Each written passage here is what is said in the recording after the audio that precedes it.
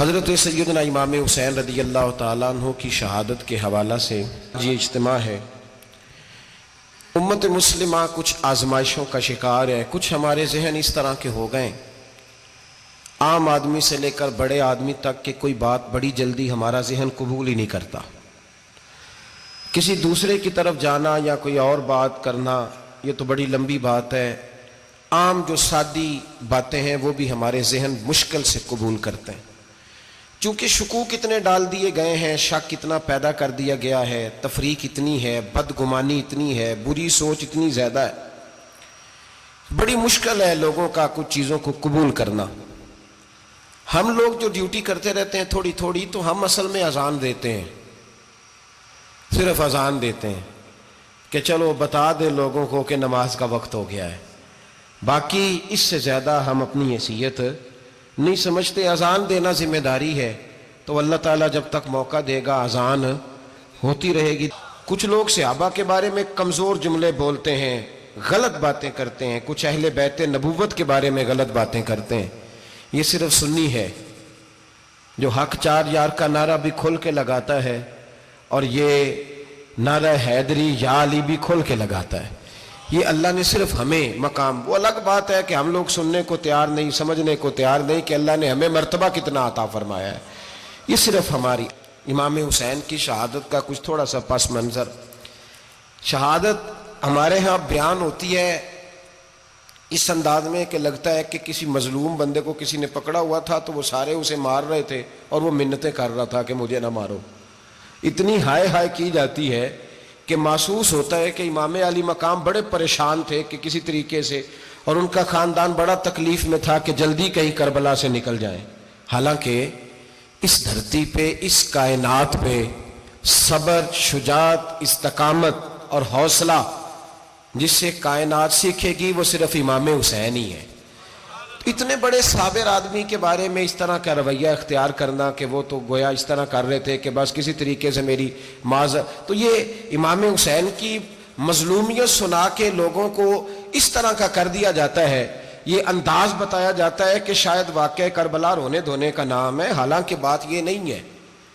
یزید کی لشکر جو امام حسین کے مقابلے میں آیا، امام حسین کے لشکر کی تعداد 72 تھی، تو یزید نے 22,000 آدمی، مجھے بتائیے 72 کا 22,000 سے کو مقابلہ ہوتا ہے؟ بولیے۔ عمر بن سعد نے پھر عبید اللہ ابن زیاد کو لکھا کہ 22,000 بندے تھوڑے ہیں، کچھ بندے زیادہ بھیج۔ تو عمر بن سعد کو عبید اللہ ابن زیاد کہنے لگے کہ تو پاگل تو نہیں ہو گیا، 72 کے لشکر کا 22,000 بھیجا، اور کتنا بھیجوں؟ تو اس نے کہا تمہیں یہ نہیں پتا یہ لوگ کون ہیں؟ یہ مولا علی شیر خدا کی اولاد ہے، ان میں ایک ایک شخص ایسا ہے جو 1,000 کے مقابلے میں لڑنا جانتا ہے۔ تو یہاں کمزوری دکھائی جاتی ہے، ہمارے بچے سمجھنے لگے ہیں کہ یہ شاید کوئی ایسی داستان ہے، اور اس طرح کا ماحول ٹی وی پہ میں دیکھ رہا تھا، اس طرح کا ماحول بنایا جاتا ہے جیسے کوئی خوف ہے، یعنی واقعہ کربلا کوئی ایسا واقعہ جسے دیکھ کے خوف طاری ہو جائے، بچے راتوں کو ڈریں، وہ اکیلے درخت دکھائے جا رہے ہیں اور تیر دکھائے جا رہے ہیں۔ او یار کیا قوم کی تربیت کر رہے ہیں؟ واقعہ کربلا حوصلے کا نام ہے، دلیری کا نام ہے۔ سنیں بات اصل میں کیا تھی، بڑے ٹھنڈے دماغ سے میری بات کو سمجھیے گا۔ حضرت مولا علی شیر خدا کے بعد مسلمانوں کے متفقہ امیر بنے تھے حضرت امیر معاویہ۔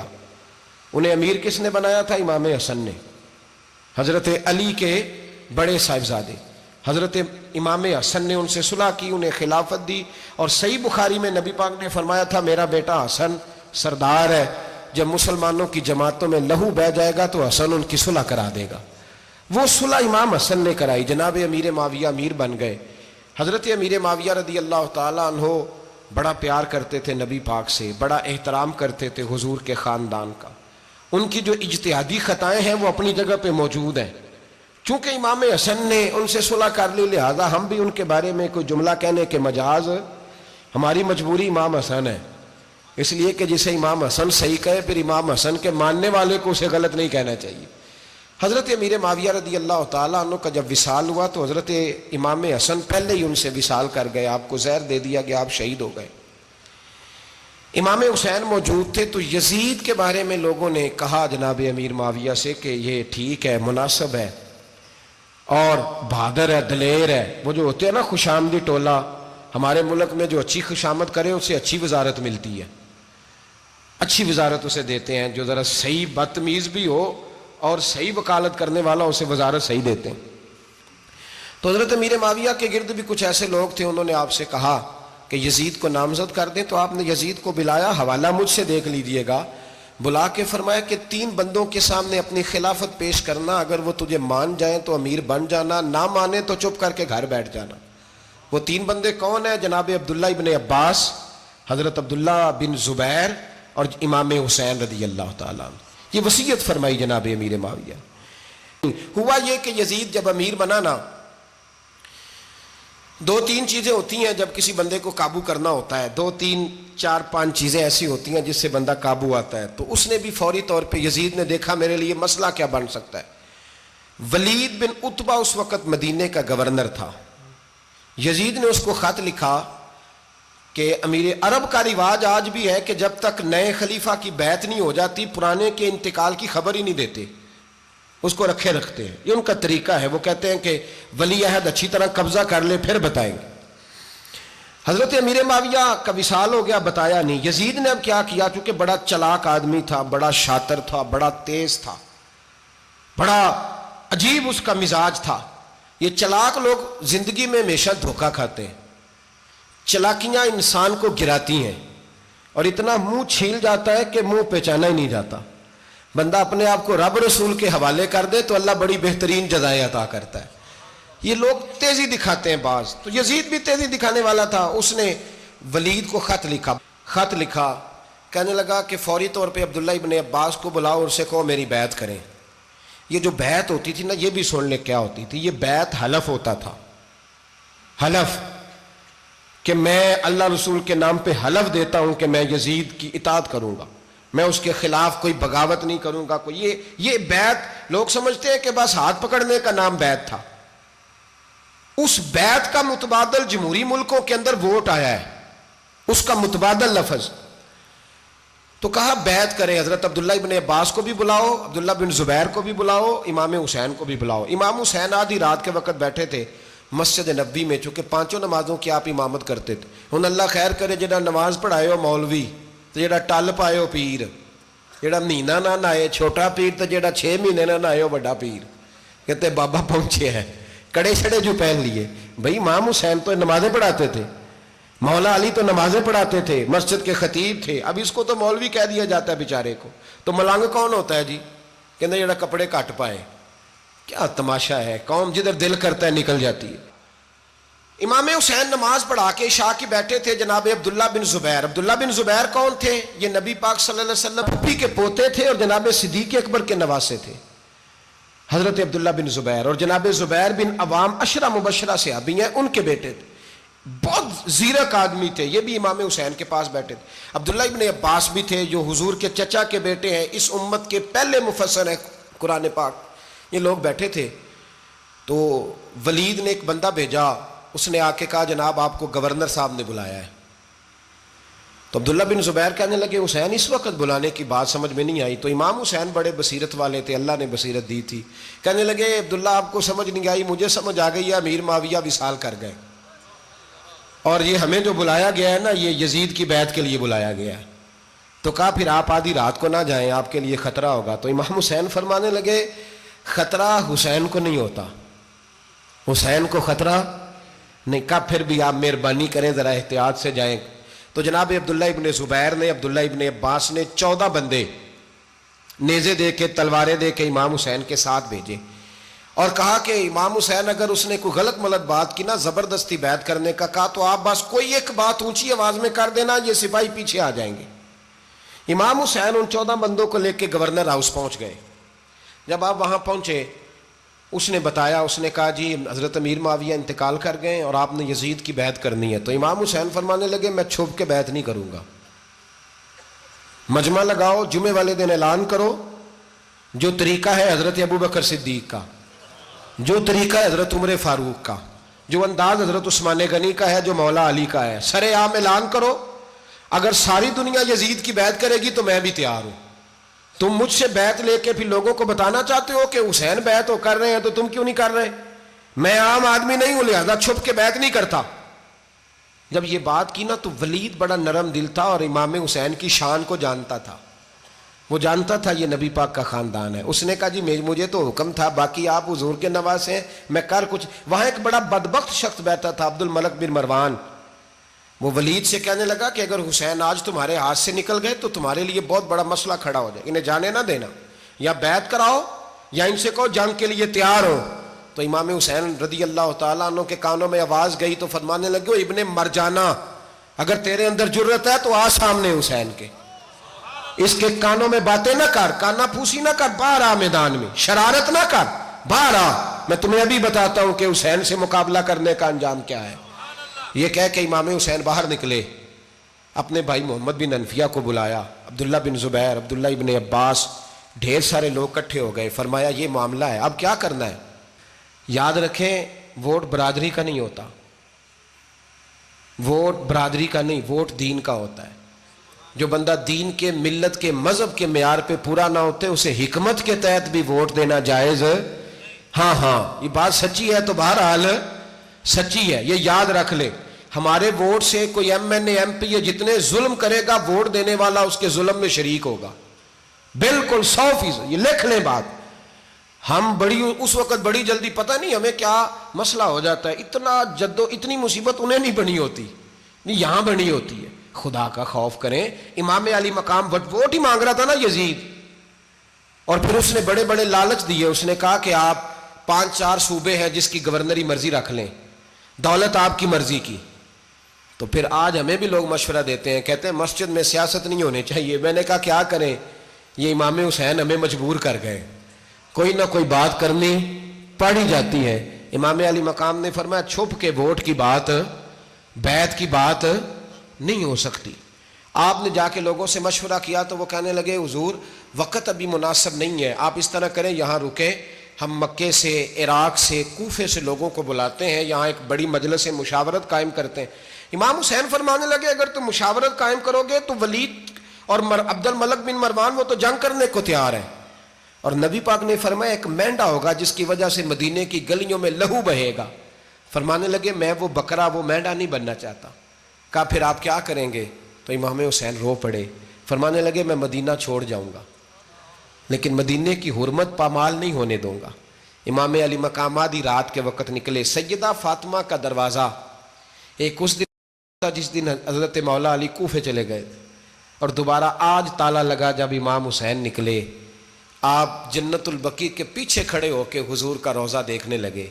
اس وقت گنبد تو نہیں ہوتا تھا، روضہ دیکھنے لگے. نانا تیرے کرم کے خزینے کی خیر ہو، میں جا رہا ہوں تیرے مدینے کی خیر ہو. سارا خاندان لے گئے، مکے تشریف لے گئے. حج کے ایام قریب آنے والے تھے. امام حسین نے وہاں لوگوں سے باتیں کی. جب امام حسین وہاں سے پہنچے تو کوفے سے خط آنے لگے. کوفہ حضرت علی کا دارالخلافہ تھا، وہاں آپ کے محبین، پیار کرنے والے ڈھیروں تھے. انہیں خط لکھے کہ حضور آپ چپ کر کے بیٹھے ہوئے ہیں اور ہمارے اوپر یزید مسلط ہو گیا ہے. آپ اگر میدان میں نہیں نکلیں گے، آپ نہیں آئیں گے تو ہم اللہ کی بارگاہ میں شکوہ کریں گے کہ کوئی ہماری کمان کرنے کو تیار ہی نہیں ہوا.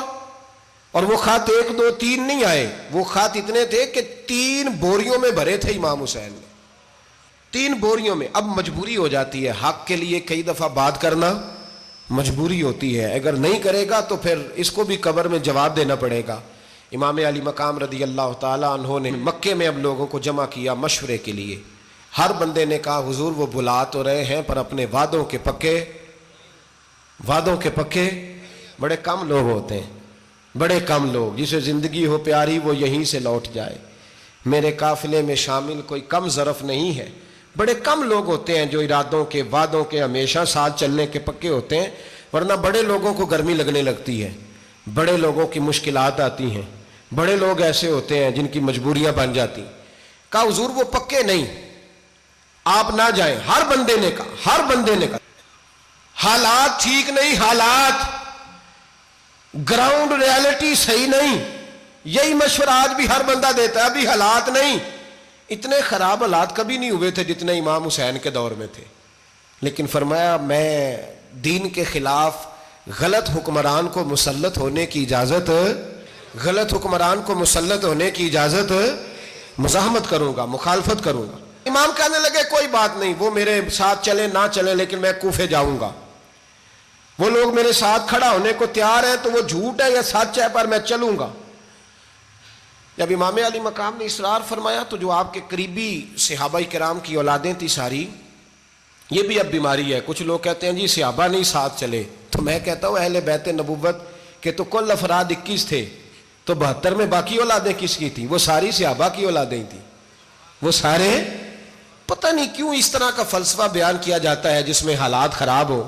حضرت سیدنا امام علی مقام کو جب بہت زیادہ کہا گیا نا تو امام حسین رضی اللہ تعالیٰ انہوں نے فرمایا چلو میں ایک کام کرتا ہوں، مسلم بن عقیل کو بھیجتا ہوں، حضرت علی کے بھتیجے ہیں، امام حسین رضی اللہ تعالیٰ عنہ کے چچا کے بیٹے ہیں، حضرت عقیل کے صاحبزادے مسلم بن عقیل بڑے سمجھدار آدمی تھے، معاملہ فہم تھے، بڑے جری تھے، اتنا زبردست مشورہ کم لوگ دیتے ہیں جتنا حضرت مسلم بن عقیل دیتے تھے۔ ان کو بھیجا گیا کوفے۔ اب اس میں بڑی تفصیل ہے، وہ اپنے 2 بچے بھی لے گئے۔ جب وہ کوفے پہنچے نا تو کوفے پر جناب نعمان بن بشیر کی حکومت تھی، آپ گورنر تھے اور اہل بیت سے بڑی عقیدت رکھنے والے، نرم رویہ۔ عبید اللہ ابن زیاد کوفے کا گورنر نہیں تھا، یہ کسی اور علاقے کا تھا۔ جب آپ وہاں پہنچے تو نعمان بن بشیر نے دیکھا کہ حضرت مسلم بن عقیل آئے ہیں تو لوگ دوڑے ان کی بیعت کرنے، بھاگے، اتنے لوگ جمع ہوئے کہ ایک دن میں 17,000 آدمی نے بیعت کر لی۔ تو تم پتہ ہے نا جڑا الیکشن لڑتا ہوں راتی جیت کے ہی سوندا ہے، وہ فاتح ہوتا ہے، ہر روز جیتتا ہے، پتہ اسی دن چلتا ہے جس دن الیکشن کا ریزلٹ اناؤنس ہوتا ہے۔ 17,000 آدمی ایک دن آیا۔ اب وہ جو امام مسلم بن عقیل کے وہاں نعرے لگانے والے تھے کہنے لگے حضور یہ پہلے دن کی کارکردگی ہے، 2-4 دن میں دیکھیے کیا ہوتا ہے۔ 2-4 دن میں کیا ہوا؟ 40,000 آدمی نے بیعت کر لی۔ اب وہ 40,000 بندہ تیار ہو گیا۔ ادھر سے جو یزید کے وفادار تھے انہوں نے خط لکھا یزید کو کہ تو نے بڑا نرم آدمی گورنر بنایا ہے اور 40,000 بندہ چلا گیا حسین کی طرف، اگر ایک دن مسلم بن عقیل اور رہے تو جو تمہارا گورنر بیٹھے ہیں نا جناب نعمان بن بشیر، ان کو گورنر ہاؤس سے نکال کے مسلم بن عقیل قبضہ کر لیں گے، تو چپ کر کے بیٹھا ہے۔ یزید بڑا تیز تھا، اس نے ایک آدمی گھوڑے پہ دوڑایا۔ عبید اللہ ابن زیاد ایک اور علاقے کا گورنر تھا پر بڑا ظالم سا بدماش تھا، بڑا سخت گیر آدمی تھا۔ اس کو کہا کہ تو پہلے ایک صوبے کا گورنر ہے، جا تجھے دوسرا صوبہ بھی دیا۔ اس طرح کار فوری طور پہ کوفے پہنچ اور جا کے مسلم بن عقیل کو گرفتار کر، جو آدمی ان کا ساتھ پھر بھی دے اسے قتل کر دے۔ اس نے کیا کیا؟ وہ آدھی رات کو آیا، منہ چھپایا، جبہ پہنا، لوگ سمجھے امام حسین آ گئے۔ بہت سارے لوگوں نے اس کے نعرے بھی لگائے۔ وہ چپکے سے داخل ہوا اندر، اور چپکے سے داخل ہو کے اس نے سب سے پہلا کام یہ کیا کہ نعمان بن بشیر رضی اللہ عنہ کو معزول کیا، کوفے کے گورنر ہاؤس پہ قبضہ کیا۔ پھر اس نے اسی وقت سوئے ہوئے سرکردہ لوگ، جس طرح ایک گاؤں کا چودھری دوسرے کا محلے میں قبیلوں کے جو لوگ تھے چودھریوں کو بلایا، کچھ کو سزائیں دیں، کچھ کو سخت کہا، کچھ کو ان کے عیب گنوائے کہ وہ تمہارا فلانا مسئلہ پھر خراب کر دوں گا، بلیک میل کیا۔ صبح ہونے تک حالات اگر تم نے میرے قابو میں نہ کیے تو یاد رکھنا بڑا مشکل ہوتا ہے حق پہ کھڑا ہونا، بڑی چیزیں لوگوں کو یاد آتی ہیں، اللہ جانتا ہے، پہلے کچھ ہوتا ہے بعد میں معاملہ کچھ ہوتا ہے۔ حضرت مسلم بن عقیل کے ساتھ جس دن عبید اللہ ابن زیاد آیا 40,000 کا لشکر تھا۔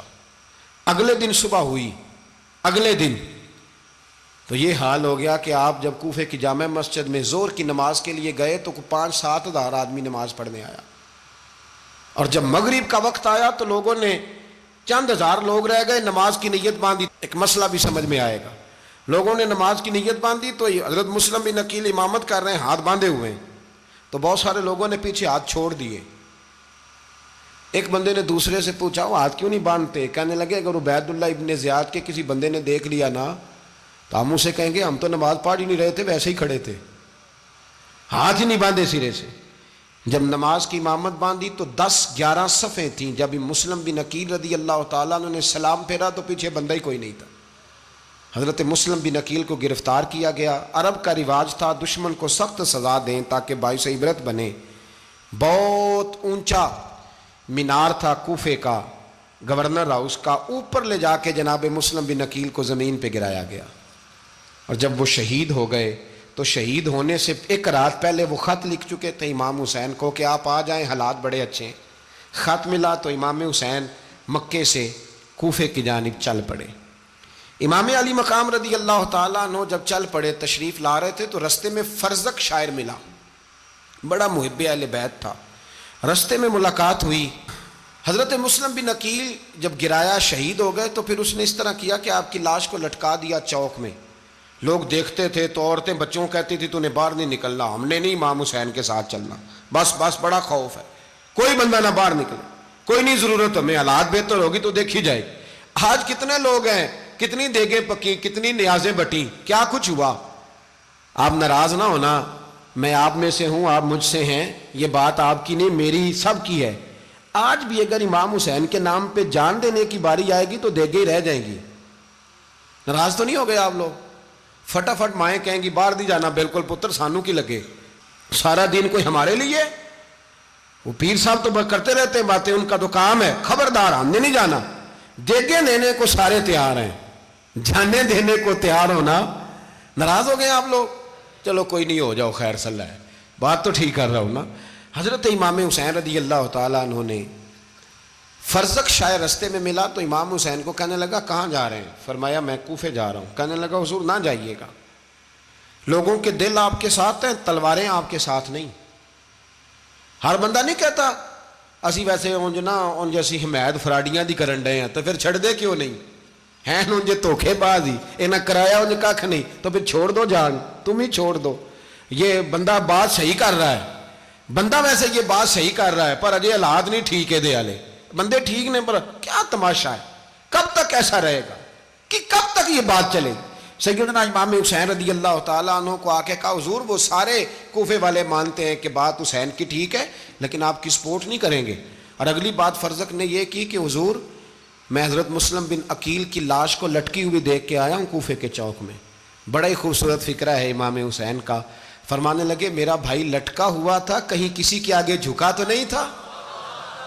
लटका ही था ना, कहीं झुका तो नहीं किसी के आगे? कहा हुजूर नहीं। तो आप फरमाने लगे अगर मुस्लिम बिन अकील लटक गया तो हुसैन भी लटक जाएगा, लेकिन झुकेगा। हजरत इमाम हुसैन तशरीफ लाए, बच्चों समेत आए। हुर बिन यजीद एक शख्स था, हुर बिन यजीद नाम याद रखना।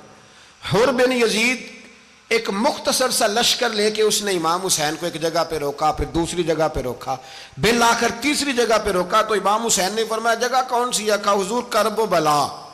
फरमाया बस यही खैमे लगा दो, यही। हजरत सैयदा ज़ैनब ने पूछा इमाम हुसैन से कि सारे जमाने ने रोका है, ठीक है आप हक पे हैं, ये भी सब ने कहा आप हक पे हैं, पर रोका भी सब ने, आप रोके क्यों नहीं?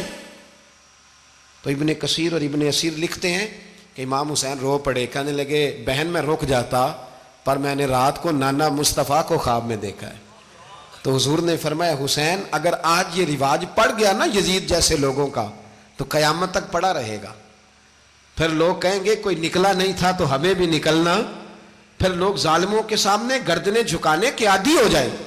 मैं कहता रहता हूं, कह रहा हूं, करबला की जंग कुफर इस्लाम की जंग नहीं, कुफर इस्लाम की जंग नहीं करबला की, क्योंकि यजीद तो बड़ा पक्का नमाजी था, खुतबा देता था। वो तो जब इमाम हुसैन रदी अल्लाह ताला अन्हु ने करबला के मैदान में जुमे का दिन था तो यजीद के सामने को बात करनी शुरू की, अमर बिन साद के सामने। तो अमर बिन साद कहने लगा हुसैन ज्यादा बातें ना कर, हमारा जुमा लेट हो रहा है, जंग के लिए तैयार हो, फटाफट आ। अहले बैत नबुव्वत को कत्ल करेंगे और कत्ल के बाद फिर नमाज पढ़ेंगे और फिर कहेंगे अल्लाहुम्मा सल्ली अला मुहम्मदिन व अला आले मुहम्मद, उसी नमाज में फिर दरूद भी पढ़ेंगे। ये कैसा मर्तबा है, कैसा अंदाज है, दोस्ती कातिल से भी मकतूल से याराना भी। हुर बिन यजीद इमाम हुसैन से कहने लगा मुझे हुक्म है आपको रोकने का, आप आगे नहीं जा सकते। इमाम साहब ने फरमाया वजह? ज़मीन अल्लाह की है। उसने कहा आप बैत नहीं कर रहे, यजीद की हालात आपके हक में दुरुस्त नहीं है, आप नहीं जाएंगे। इमाम रोक गए। ज़ोहर की नमाज का वक्त हुआ तो हज़रत अली अकबर इमाम हुसैन के बड़े साहिबजादे, उन्होंने अजान ज़ोहर पढ़ी तो हुर बिन यजीद के लश्कर ने इमाम हुसैन के पीछे नमाज अदा की। کہا بھئی تم مقابلے میں آئے ہو نماز پیچھے پڑھتے ہو؟ کہا حضور مقابلہ تو تلواروں سے کر رہے ہیں پر ہمارا دل تو مانتا ہے نا کہ مصطفیٰ کا نواسہ بڑی شان والا ہے۔ حر بن یزید نے 3 نمازیں لشکر سمیت امام حسین کے پیچھے پڑھی ہیں، 3 نمازیں، ظہر عصر اور مغرب۔ پھر امام حسین کے سامنے شرائط پیش کی کہ آپ کو یہاں گھیر لیا گیا ہے، یہاں آپ بیعت کریں گے، یہاں آپ جنگ کریں گے، 2 ہی باتیں۔ امام حسین نے فرمایا نہیں بھائی بیعت تو میں نہیں کرتا، اس کے علاوہ تم جو کہتے ہو میں کرنے کو تیار ہوں۔ اس نے خط لکھا، عبید اللہ ابن زیاد کو ایک بندہ دوڑایا پیچھے کوفے، چند میل پہ کوفہ تھا، کہا وہ نہیں مان رہے، کیا کرنا ہے؟ تو حسین ابن علی ہے، میں زیادہ دیر انہیں روک بھی نہیں سکتا۔ انہوں نے پیغام دیا حر بن یزید کو کہ کرنا کچھ بھی نہیں، ان کا پانی بند کر دو، بلیک میل کرو، کھانا پانی نہیں ملے گا، چھوٹے چھوٹے بچے ہیں، خود ہی مان جائیں گے۔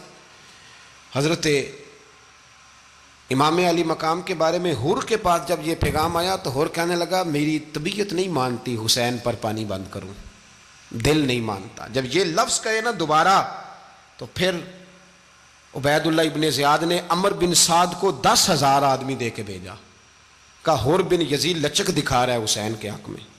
ایک رے کا علاقہ تھا، بڑی وہاں فصل ہوتی تھی، لوگ کوشش کرتے تھے وہاں کا گورنر بننے کی، کوشش کرتے تھے۔ تو عبید اللہ ابن زیاد کہنے لگا تمہیں رے کی گورنری ملے گی، سب سے سرسبز و شاداب علاقہ، تمہیں وہاں کا گورنر بنایا جائے گا اگر حسین کے خلاف لڑو گے۔ یہ اتنی زبردست ہوتی ہیں گورنریاں کہ گورنریوں کے لیے لوگ نسل رسول کے خلاف بھی نکل آتے ہیں، یہ اتنی تگڑی ہوتی ہیں، اتنی جلدی وفاداریاں بدلتی ہیں۔ امام حسین کو روک لیا گیا، عمر بن سعد نے روک لیا۔ 1 محرم کو امام آئے، 7 محرم تا روکا گیا، 7 محرم کو پانی بند کر دیا۔ جانور پانی پیتے تھے، گھوڑے پیتے تھے، کتے پیتے تھے، لیکن مصطفیٰ کے گھرانے کو پانی پینے کی اجازت 3 دن تک پانی بند رہا۔ 9 محرم کو عمر بن سعد نے اور لوگ بلائے۔ شمر ایک بڑا سخت آدمی تھا، سنگ دل بدبخت، جس نے حضرت علی اصغر کے گلے پر تیر مارا تھا، وہ اور لشکر لے کے آیا۔ رات کو کہنے لگا امام حسین رضی اللہ تعالیٰ عنہ سے کہ بس بڑا ہو گیا، یہ 9-10 محرم کی درمیانی رات، یہاں آپ جنگ کریں گے یا آپ بیعت کریں گے، 2 ہی باتیں۔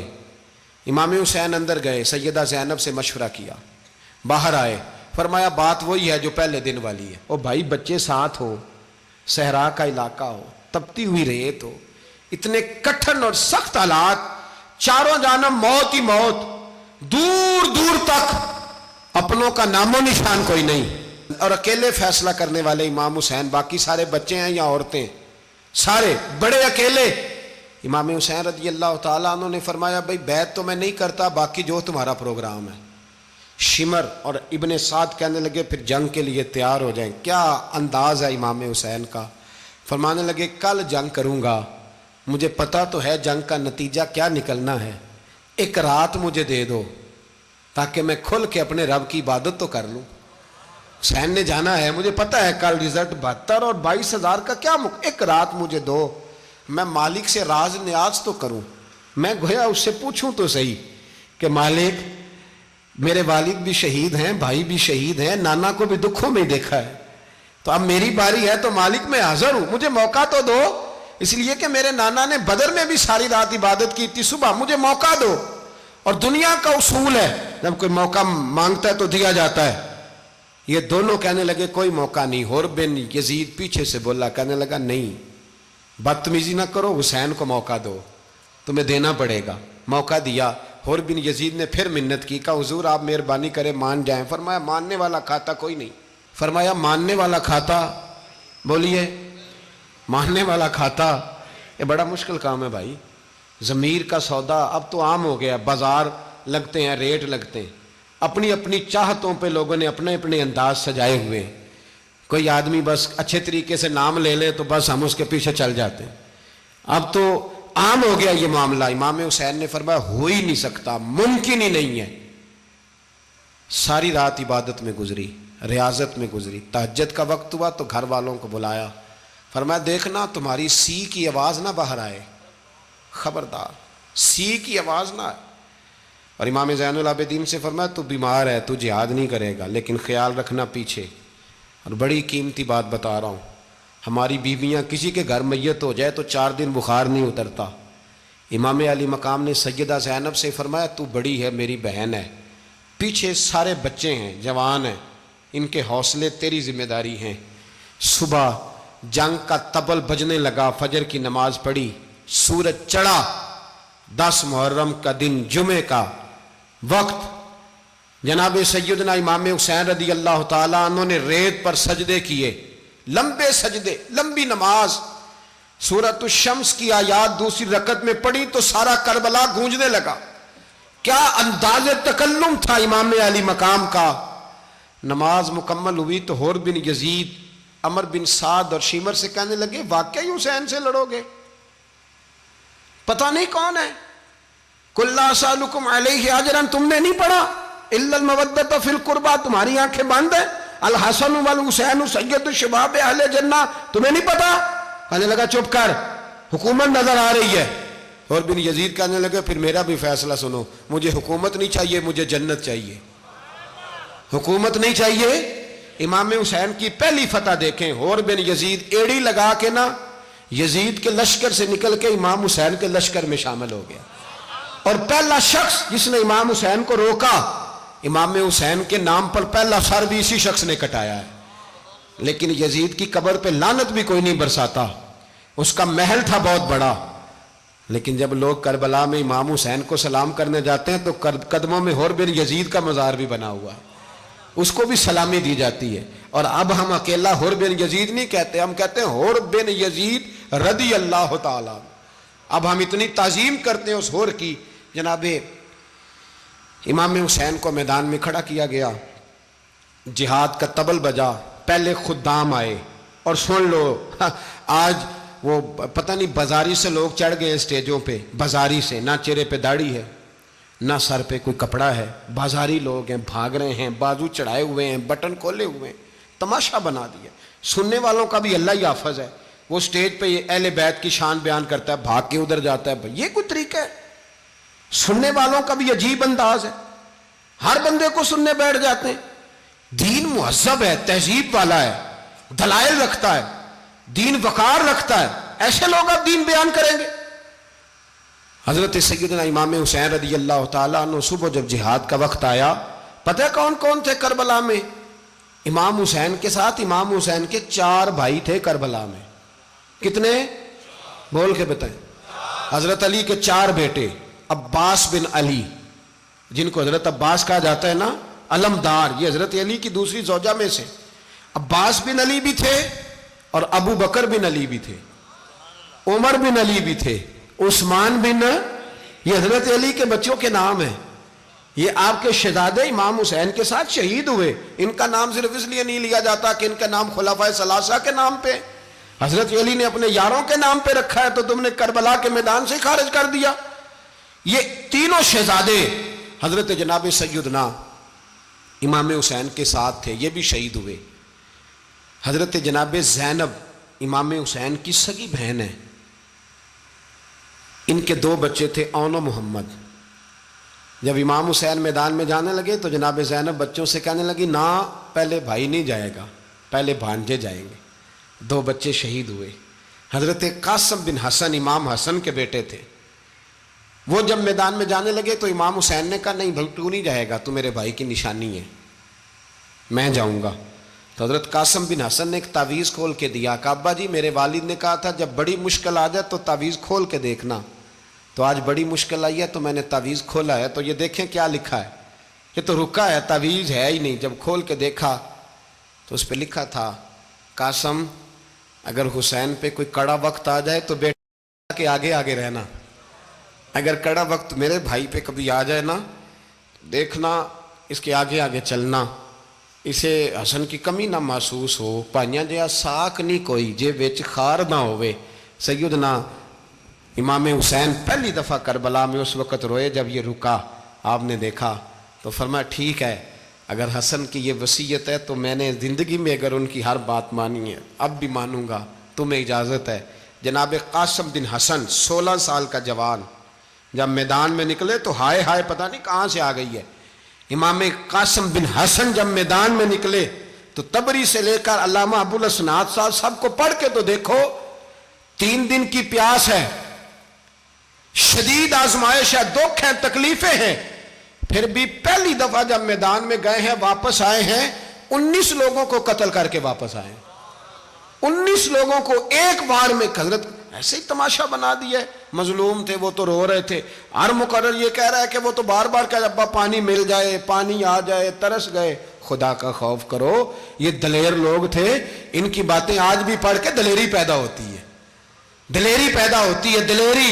سناؤ قصہ خیبر کو تمامی اپنے بچوں کو، علی کی داستان سن کے دلوں سے ڈر نکلتا ہے، علی کی داستان سن کے دلوں سے یہ جو بچے ڈر رہے ہیں نا، وہ چمگادڑ آ گئی، کاکروچ آ گیا، یہ خوف نکل جائے گا اگر حضرت قاسم بن حسن کی بات سنیں گے۔ درجنوں لوگ آپ نے قتل کیے۔ ایک دفعہ آئے، کہا چاچا یزید کا لشکر تو بڑا بزدل ہے، اگر چند قطرے پانی میرے حلق سے گزرے تو میں سارے کاٹ کے لے آؤں گا آپ کے پاس، چند قطرے۔ لیکن تھوڑی دیر گزری، عمر بن سعد کہنے لگا اکیلے اکیلے جاؤ گے تو علی کا پوتا ہے، یہ سب کو مار دے گا، کٹھے جاؤ۔ چاروں جانب سے تیر برسے، ایک تیر لگا آ کے گردن کے پیچھے، بس جناب سیدنا قاسم بن حسن گھوڑے سے نیچے گرے تو جناب زینب حوصلہ کر کے آنسو سمیٹ کے کہنے لگی میں دیکھ رہی ہوں پردے کے پیچھے سے حسین میرے بھائی کا بیٹا گر گیا ہے، جا اسے اٹھا کے لا۔ حضرت امام حسین ان کو اٹھا کے لائے تو امام حسین نے سینے سے لگایا ہوا تھا تو ان کے پیر، ان کا قد لگتا تھا امام حسین سے زیادہ ہے، اٹھا کے لایا، لٹا دیا گیا۔ امام حسین کے اپنے بڑے بیٹے میدان میں نکلنے کو، علی اکبر نام ہے، جب جن لوگوں نے حضور کو نہیں دیکھا تھا وہ جب کہتے نا ہم نے نبی پاک کا دیدار نہیں کیا تو بتاؤ کس طرح کے تھے، تو بتایا جاتا تھا کہ جناب علی اکبر کا دیدار کرو، ہم شبیہ مصطفیٰ۔ اور جب وہ گلیوں میں نکلتے تھے تو عورتیں چھتوں پہ چڑھ جاتی تھیں۔ جناب علی اکبر رضی اللہ تعالیٰ عنہ تلوار لے کے میدان میں نکلے، جوان بیٹے دینے بڑے مشکل۔ او یارو رٹا کیا ہے یہ تو بتاؤ، کہ ظالم آدمی حکمران، یار یہ رٹا ہے، ایک ظالم کا رستہ روکنا ہے، اس رٹے کے لیے ہم شبیہ مصطفیٰ۔ جناب سیدنا امام علی اکبر میدان میں نکلے، بڑے لوگ مارے، بڑے، پھر ایک تیر ان کے بھی گلے میں لگا، اور جب وہ گرے نا زمین پہ تو حضرت امام حسین دوڑ کے آئے، دوڑ کے، اور جب تشریف لائے تو ان کے گلے سے تیر کھینچا تو ایک جملہ لکھا ہے صاحب تبری نے، اس نے حد کر دی، کہنے لگے تیر کھینچا تو امام حسین کی آنکھوں میں آنسو آئے، کہنے لگے کاش جناب ابراہیم آج میرے سامنے ہوتے تو میں انہیں کہتا کہ آپ نے تو بیٹا ذبح کرتے وقت آنکھوں پہ پٹی باندھی تھی، دیکھو میں کھلی آنکھوں سے بچے ذبح کر رہا ہوں، کھلی آنکھوں، کاش جناب ابراہیم خلیل ہوتے تو انہیں کہتا۔ جناب علی اکبر بھی شہید ہوئے۔ حضرت علی اصغر کو تو اچانک اٹھایا تھا امام حسین، باہر نکلے تو گردن پہ تیر لگا تو 6 مہینے کا بچہ وہ بھی شہید ہوا، خون اچھالا آسمان کی طرف تو کہا مولا دیکھ لے میں نے 6 مہینے والا بھی نہیں بچایا، وہ بھی دے دیا ہے۔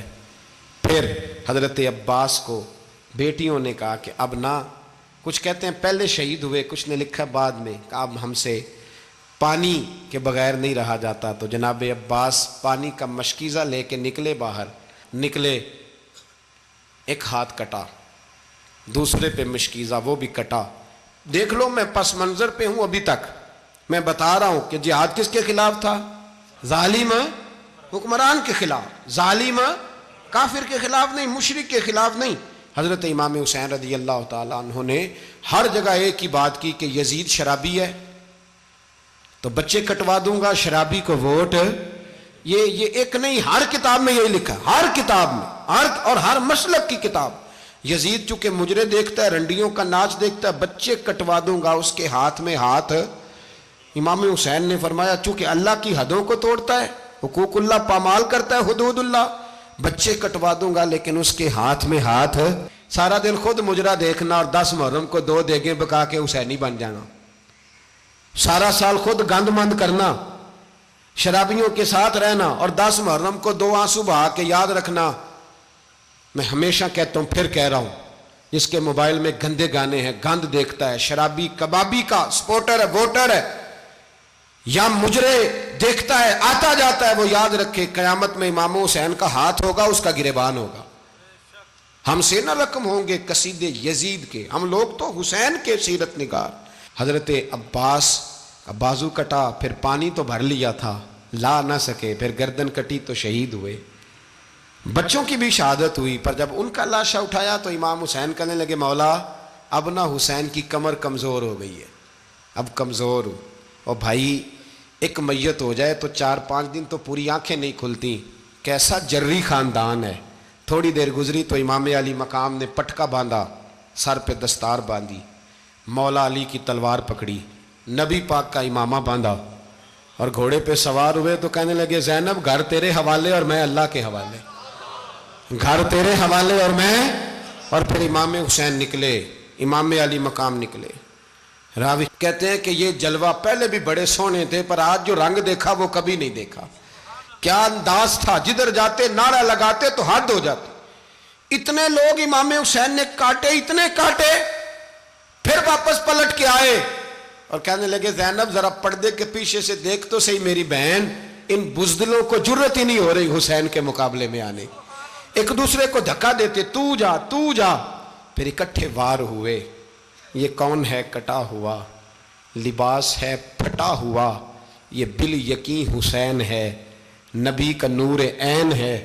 پھر چاروں جانب سے تیر برسے تو امام علی مقام چونکہ نماز کا وقت ہو گیا تھا، اترے گھوڑے سے، خون بہ رہا تھا، گرم ترین ریت سے تیمم کیا، سر سجدے میں رکھا، اور جب شمر آپ کی گردن کاٹنے لگا تو کہنے لگے ٹھہر جا ذرا رب سے ایک بات کر لینے دے، اور پھر بولے امام حسین، کہنے لگے مالک تو اب بتا کہ حسین سے راضی ہے کہ ناراض ہے، تو بتا۔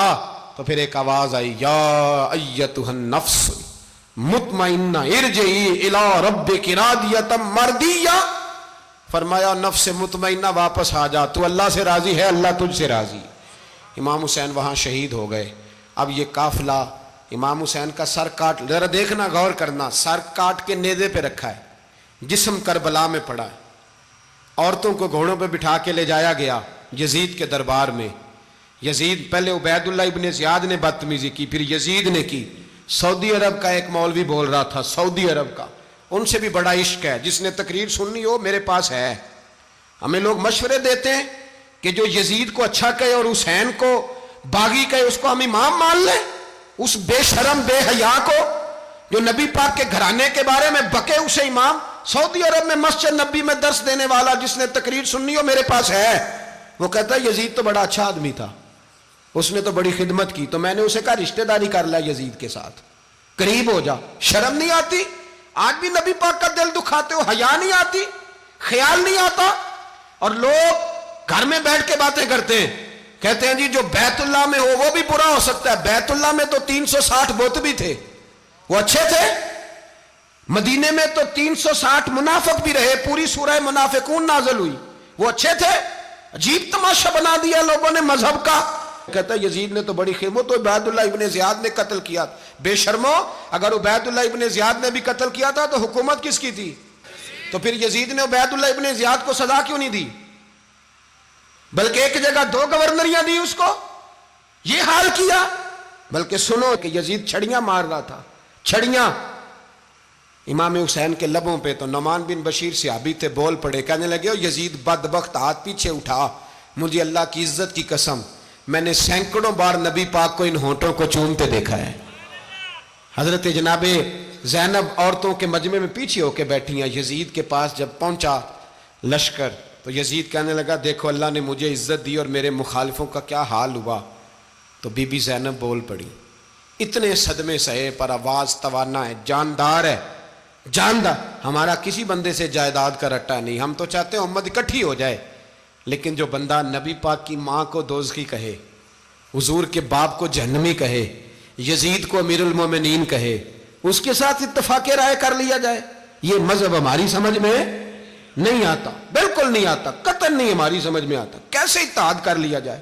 یہاں تو میرے بھائی جو ہمارے ابا کا مخالف ہو اس سے اتحاد نہیں ہوتا، اور جو نبی پاک کے والد کو دوزخی کہے اس سے اتحاد ہو جائے۔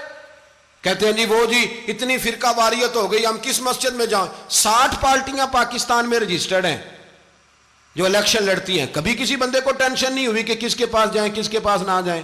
کبھی نہیں کو بولا کہ اب وہ بھی کھڑا ہو گیا، وہ بھی، کوئی ٹینشن نہیں. مذہب کی باری ٹینشن ہو جاتی ہے. اتنا بڑا مذہب ہوتا ہے بھائی، غلط بندے بھی آ ہی جاتے ہیں بیچ میں، تھوڑا پہچان کے چلنا پڑتا ہے صحیح کون ہے اور غلط. اور یہی تو ہمیں امام حسین نے بتایا ہے کہ مذہب کے اندر ہی تم نے شناخت کرنی ہے کہ بندہ ٹھیک کون ہے اور بندہ غلط. یہی تو کربلا ہے، یہی تو امام حسین نے بتایا. کفر اسلام نہیں، حق اور باطل. تو سمجھیے گا، حضرت سیدہ زینب نے جب سنا نا کہ یہ کہہ رہا ہے کہ مجھے اللہ نے عزت دی، تو جناب زینب بولی. نعمان بن بشیر کہتے ہیں بی بی بولی، اتنے صدمے ہیں پر جناب زینب بولی اللہ اکبر. اس انداز میں بولی کہ پہلے قرآن مجید کی آیت پڑھی، کہنے لگی وَتُعِزُّ مَن تَشَاءُ وَتُذِلُّ مَن تَشَاءُ بِيَدِكَ الْخَيْرُ إِنَّكَ عَلَىٰ كُلِّ شَيْءٍ قَدِيرٌ. اور پھر کہنے لگی یزید تو بکتا ہے، کہتا ہے کہ تو عزت والا ہو گیا، یہ تیری حکومت ہے، 4 دن گزرنے دے، تجھ پہ کوئی لعنت بھی نہیں برسائے گا، اور میرے بھائی کا قیامت تک ممبروں میں اور خطبوں میں ذکر ہوا کرے گا، وقت گزرنے دے. جب جناب بی بی زینب بول رہی تھی تو حضور کے ایک نابینا صحابی پاس بیٹھے تھے. جناب نعمان بن بشیر کا ہاتھ ہلایا، ہلا کے کہنے لگے کیا علی آ گئے؟ تو علی کی آواز لگتی ہے. جبریل امی بول رہے ہوں جیسے، حکمت کے گوہر رول رہے ہوں جیسے، دربار دمشق میں بی بی زینب کا خطاب، منبر پہ علی بول رہے ہوں جیسے. میرے بھائی بس کربلا والا قافلہ تو مدینے پہنچ گیا. 3 سال یزید نے حکومت کی، شرابیں عام ہو گئیں، مکے پہ حملہ ہوا، خانہ کعبہ کا غلاف جلا، مدینے پہ اس نے حملہ کیا.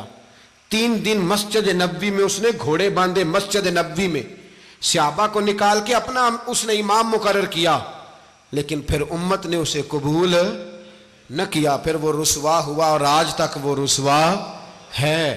لیکن امام حسین کا نام کل بھی زندہ تھا اور آج بھی. درس یہ ہے، پیغام یہ ہے، پیغام یہ ہے. یاد رکھو موت تیزی سے آ رہی ہے. ہمارے ساتھ والے دائیں بائیں والے سب چلے گئے. اسی طرح نمبر لگے گا، ایک دن اعلان ہوگا. ضمیر کے قیدی بن کے زندگی نہ گزارو، بالکل نہ گزارو. یہ تھوڑی سی زندگی ہے دنیا سجن المومن. حق بات کرو، حق پہ ڈٹنا سیکھو، دین سمجھو. خبردار رسول پاک صلی اللہ علیہ وسلم کے دین میں ظالم، جابر، فاسق، فاجر کی کوئی گنجائش قطعاً نہیں ہے. اپنے آپ کو سمیٹو، اپنے آپ کو سنبھالو، دین میں اپنا کردار ادا کرنے کی کوشش کرو. دین طلب کرتا ہے ہم سے کہ ہم نے دین کو کیا دیا ہے. امام حسین نے سارا گھرانہ دین کے لیے دے دیا. ہمارا جو بچہ کسی کام کا نہیں رہتا اسے مدرسے داخل کراتے ہیں. ہم نے دین اتنا کمزور کر دیا ہے کہ عالم اگر شور نہ کریں، زور نہ کریں، گھٹن والا ماحول ہو گیا. مذہب کی پوزیشن کمزور کر دی. اب جہاں تک اس بات کا تعلق ہے جی فرقے ہو گئے، تو میرے بھائی یہ کوئی اتنی خطرناک بات، یہ کوئی اتنا مشکل معاملہ نہیں ہے. یہ تو امام حسین نے بتا دیا تھا کہ یزید کے طور پر ایک غلط فرقہ کھڑا ہو گیا ہے، لہذا اس کا مقابلہ کرنا ہے. اس میں کوئی بری بات ہے، لیکن ایک سبق ہے بزرگوں کا کہ اگر سچی بات بھی نہیں کرنی تو پھر اس منبر کا حق ادا نہیں ہوتا. جو سچ بولے وہ حسینی ہے، جو ظالم کے سامنے کھڑا ہو جائے وہ حسینی ہے. جو مصلحت کوش ہو، جو کہے ٹائم نہیں، گراؤنڈ ریالٹی نہیں، حالات نہیں، طبیعت نہیں، موقع نہیں، تو ابھی امام حسین کے پیغام کو نہیں سمجھا. میں بہت سارے بزرگوں کا نام اس لیے نہیں لیتا کہ لوگ ایسے نہ کہیں کہ کسی کا نام کیش کرایا جا رہا ہے، لیکن میں نے سارے مناقب پڑھے ہیں. میری لائبریری میں کتابیں ہیں، میں پڑھتا رہتا ہوں، میں سفر میں بھی ساتھ رکھتا ہوں. لیکن حضرت شیخ عبدالصبور بیگ منشور ہزاروی کا شعر امام علی مقام کے مقابلے میں اس طرح کا ہے کہ مجھے سارے شاعروں سے زیادہ وزنی محسوس ہوتا ہے. انہوں نے کہا تھا اس شاہ مشرقین کی، اس نور عین کی مطلوب ہے جہاں کو قیادت حسین کی. دیکھیے ذرا حسن. اور ہر سو یزیدیوں کا زمانے میں زور ہے، ایک دو جگہ پہ نہیں، ہر سو یزیدیوں کا زمانے میں زور ہے. منشور آج پھر ہے ضرورت حسین کی، آج پھر ہے ضرورت ہے. آج لوگ حسینی بنے، امام حسین کے نقش قدم پر. وہ کہتے ہیں زور ہو گیا یزیدیوں کا. یہ ہمارے بزرگ ہمیں بتا گئے. مسجد کی طرف توجہ کرو، اپنے بچوں کی نگہبانی کرو. دنیا کی زندگی اتنی مختصر ہے کہ ایک خواب لگے گا جب ہم جائیں گے دنیا، ایک خواب لگے گا. خواب تھا جو کچھ کے دیکھا، جو سنا افسانہ تھا. اہل بیت نبوت کا اسوہ عبادت ہے، ریاضت ہے، پردہ ہے، پرہیزگاری ہے، اس پر توجہ کریں۔ جن کی بچیاں سر نہیں ڈھانپتی وہ 10 محرم کو بے شک دیگ نہ پکایا کریں۔ جو لوگ قرآن شریف پڑھنے کے عادی نہیں وہ بے شک امام علی مقام کا ذکر نہ کریں، اس لیے کہ امام حسین نے سر سجدے میں کٹایا ہے اور تلاوت نیزے کی نوک پہ بھی جاری رکھی ہے۔ دین کے ساتھ اپنے آپ کو جوڑو، دیندار بنو، رسول اللہ کی غلامی اختیار کرو، ورنہ یہ زندگی کچھ ایسا وقت بھی لاتی ہے کہ جب زندگی بوجھ بن جاتی ہے۔